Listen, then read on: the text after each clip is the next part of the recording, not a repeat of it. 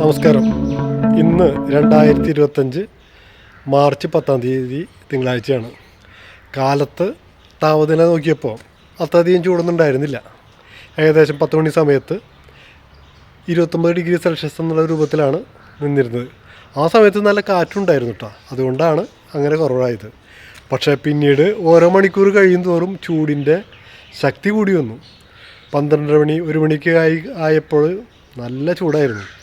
ഇനി നമുക്ക് ഇപ്പോൾ 4 മണി ആകാനായിട്ട് പോവുകയാണ്. നല്ല ചൂടാണ്. എത്രയാണ് ചൂട് എന്നുള്ളത് നമുക്ക് നോക്കാം. ഓക്കെ, സമയം 3:36. താപനില 36.5 ഡിഗ്രി സെൽഷ്യസ് ആണ്. ഹ്യൂമിഡിറ്റി വളരെ കുറഞ്ഞിരിക്കുന്നു, 28%. സാധാരണ ഈ സമയത്ത് കഴിഞ്ഞ ദിവസങ്ങളിലെല്ലാം തന്നെ പടിഞ്ഞാറുനിന്ന് കാറ്റുണ്ടായിരുന്നു, കടൽക്കാറ്റുണ്ടായിരുന്നു. ഇപ്പോൾ അതൊന്നുമില്ല.